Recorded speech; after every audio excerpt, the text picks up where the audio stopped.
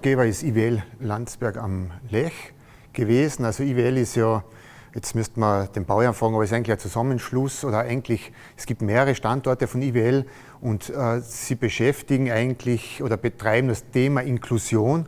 Das heißt, das sind so Werkstätten für Menschen mit Behinderung sozusagen. Das ist aber nicht nur dieser holzverarbeitende Betrieb, den wir jetzt da gebaut haben, sondern es ist auch, die machen Catering, sie machen Elektromontagen, sie machen Verpackungsarbeiten, also machen relativ viel in diesem Bereich. Und sie haben dann einen Standort gehabt, haben dann können dieses Grundstück erwerben in direkter Nachbarschaft zum jetzigen Standort sozusagen und haben sich dann überlegt, was sie da machen können. Sie haben gewusst, sie haben eigentlich zu wenig Platz, wollten expandieren und haben dann einen geladenen Wettbewerb ausgelobt mit, ich kann es jetzt nicht mehr sagen, 5, 6, 7, 8 Büros, bei denen wir damals auch mitgemacht haben. Und das war dann ein Gesamtkonzept mit den bestehenden Gebäuden, mit diesem Areal, das dann zur Verfügung gestanden ist. Und das haben wir dann ausgearbeitet mit einem relativ weiten Zeithorizont eigentlich. Und einen Teil davon hat man umgesetzt und in dem stehen wir jetzt. Ja, unser Ansatz oder beziehungsweise der Ansatz vom Büro Hermann Kaufmann ist ja immer, Holzbau zu forcieren. Also es war unser Wettbewerbsbeitrag schon darauf ausgerichtet, dass so viel wie möglich in Holz realisiert wird sozusagen. Das war unser Konzept auch. Schlussendlich, was jetzt realisiert worden ist, ist natürlich in enger Zusammenarbeit mit den Nutzern entstanden. Es geht nur so, weil natürlich so ein Betriebsgebäude in erster Linie funktional sein muss, oder? Vielleicht da in dem speziellen Fall noch einmal ein bisschen sensibler im Innenraum für die Bedürfnisse oder die besonderen Bedürfnisse der Arbeiter hier sein muss. Aber schlussendlich muss es funktionieren. Die Architektur kommt dann da in dem Fall wirklich vielleicht an zweiter Stelle, wobei ich denke, dass es uns trotzdem recht gut gelungen ist, dieses große Volumen hier dementsprechend zu gestalten, dass es doch eine Aufwertung auch von diesem Gewerbe-Industriegebiet in der Umgebung ist. Also der verwendete Holzbau eignet sich von sich aus schon für diese Versetzbarkeit der Elemente, weil wie gesagt, das wird ja alles in der Zimmerei vorgefertigt, verladen, auf der Baustelle eigentlich nur noch versetzt und montiert. So, wenn ich das natürlich dann wieder demontieren muss, ist es relativ einfach sozusagen, also viel einfacher wie bei einer Betonwand, die kann ich jetzt schlecht demontieren. Beim Holz funktioniert das von Haus aus schon sehr gut. Das Problem stellt dann oft das Detail dar, sozusagen. Und da war es unser Ansatz, auch schon in der Planung, das war eigentlich relativ früh so einen integralen Planungsprozess auch zu machen. Das heißt, relativ früh auch schon die Professionisten, also die Handwerker mit einzubeziehen und da Lösungen zu entwickeln und zu suchen, die das Ganze noch einmal vereinfachen. Oder? Das ist jetzt zum Beispiel bei der großen Glasfassade, hat man relativ lang herumgeknobelt, wie kann ich die Gläser versetzen, weil die Gläser sind normalerweise durch eine Klemmleiste fixiert, beide Gläser, und wie kann ich das trennen, dass ich jeweils nur ein Glas praktisch versetzen kann. Und da haben wir relativ lang entwickelt, da haben wir uns zuerst Gedanken gemacht, dann ist der Handwerker gekommen und gesagt, ja, das geht ja viel einfacher und so, und dann hat man einen Systemhersteller angefragt, ob es da irgendein spezielles System gibt, also von der Verglasung her und so weiter. Und so hat man es entwickelt eigentlich, dass es wirklich innerhalb von der kürzesten Zeit möglich wäre, dieses Glas zu versetzen, und nicht nur das Glas, sondern eigentlich auch die Hochkantung von der Bodenplatte wurde mit Betonfertigteilen gemacht und so weiter. Also das war ist so immer eigentlich Holzbau sehr geeignet für sowas natürlich. Allerdings im Detail steckt dann oft der Teufel sozusagen, den man dann natürlich idealerweise finden muss davor, weil wenn man es dann versetzen will und das funktioniert nicht, ist es eher schlecht. Das Gebäude ist im Prinzip beheizt durch das Restholz, durch die Abfälle, die diese Produktion abwirft. Also die ganzen Sägespäne und das Restholz wird abgesaugt, kommt in eine Pelletieranlage, das heißt, es wird gepresst zu Pellets, kommt in einen großen Bunker und wird dann sozusagen thermisch verwertet. Dadurch heizt sich das Gebäude eigentlich selbst. Es ist von den Dämmstärken her ist es relativ gut gedämmt, das Gebäude.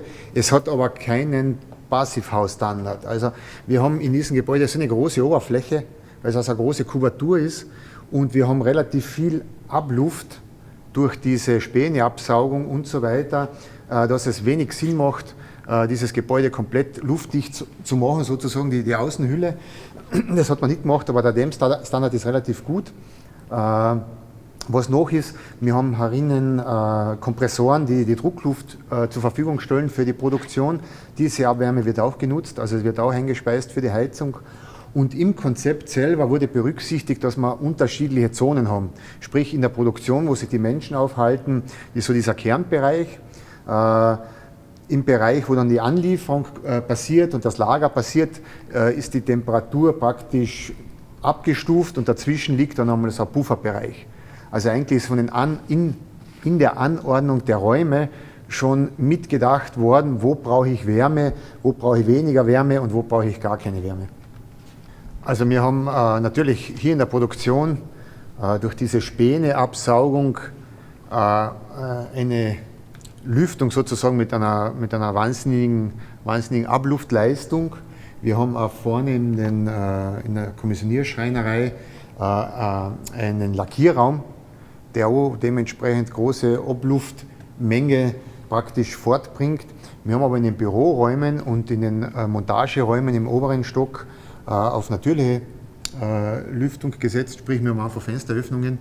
Wir haben auch in der Produktion Fensteröffnungen vorgesehen, die in der Nacht die sogenannte Nachtlüftung ermöglichen. Im Sommer, wenn es dann heiß wird, haben wir die Möglichkeit, funktioniert automatisiert, die Lüftungsflügel zu öffnen, damit in der Nacht die kalte Luft praktisch reinkommt und so das Gebäude ist nicht überhitzt.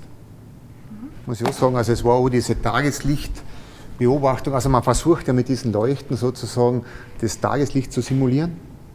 Also es war ein Riesenthema, man hat ja so dann untersucht und verfolgt und auch wirklich erforscht, ob das jetzt wirklich so einen Nutzen hat, indem man unterschiedliche Szenarien mit unterschiedlichem Licht, oder? Also mit Kaltlicht, Warmlicht sozusagen da durchspielt und hat auch beobachtet, wie die Menschen darauf reagieren. Oder? So, also es war wirklich aufwendig, also das hat man gemacht, das hat die Firma Zumtobel begleitet, wie man sieht, es sind nicht nur die großen LED-Töpfe, die nach unten strahlen, sondern es sind obendrauf sind Wannenleuchten, die nach oben strahlen sozusagen, die dieses indirekte Licht simulieren und das war ein Riesenthema. Ja. Das heißt, nur um den Hintergrund zu verstehen, dadurch sollte dann Energie gespart werden? Nein, das ist rein gar nicht. Die Belichtung jetzt also es ist gar nicht um das Energiesparen gegangen, sondern man hat das auch untersucht, wie das ist. Eigentlich spart es keine Energie, es braucht mehr Energie, aber es bringt einen Mehrwert für die Benutzer hier. Oder? Also man ist ja drauf gekommen, dass wir ja im Auge diese Rezeptoren haben, die Tageslicht erkennen. Oder? Und durch dieses Tageslicht wird unser Biorhythmus synchronisiert sozusagen. Oder? Und das ist oft das Problem, wenn du da herinnen arbeiten würdest und du hast zu wenig Tageslicht, dann wirst du automatisch müde, schläfrig, weil du dir denkst, das ist Abend, das ist die Dämmerung. Oder? Und da hat man das untersucht und hat das wirklich mit dem Farblicht der Beleuchtung, also mit der Farbtemperatur der Beleuchtung sozusagen probiert zu steuern und da untersucht, ob das funktioniert. Ich weiß nicht, was rausgekommen ist. Ja, Nachhaltigkeit ist natürlich ein Wort, das jetzt relativ oft in den Mund genommen wird, sage ich einmal. Sie ja völlig zu Recht. Per Definition war es jetzt nicht. Also Nachhaltigkeit, ich kann mir jetzt vorstellen, Nachhaltigkeit heißt natürlich in der Architektur in erster Linie einmal nachhaltige Baustoffe zu verwenden, sprich Baustoffe zu verwenden, die nachwachsen sozusagen, die jetzt nicht die Folgegenerationen belasten. Da muss ich jetzt wieder zurück auf den Holzbau. Das ist natürlich bei einer nachhaltigen Forstwirtschaft das Paradebeispiel für einen nachhaltigen Baustoff. Allerdings ist, glaube ich, Nachhaltigkeit in der Architektur vielleicht ein bisschen weitergreifend. Schon in der Planung vielleicht wichtig, dass man ein Gebäude auch nachnutzen kann, dass die Funktionalität auch gegeben ist, auch über die vielleicht geplante Lebensdauer hinaus, weil das wäre das Nachhaltigste überhaupt, denke ich. Und was vielleicht noch ein Thema ist, wenn man natürlich nachhaltige Baustoffe verwendet, ökologische Baustoffe verwendet, das hängt ein bisschen zusammen, ist es auch wichtig, dass in der Planung die Detailausführung auch so gestaltet ist, dass ich da nicht unökologische Materialien benötige, um diese an sich ökologischen Baustoffe zu schützen sozusagen. Also es hängt dann schon damit zusammen, dass man dann in der Architektur, zum Beispiel auch bei dem Gebäude, versucht, die Fenster zu schützen mit relativ großen Dachvorsprüngen und so weiter. Also da fängt vielleicht die Nachhaltigkeit in der Architektur auch schon an.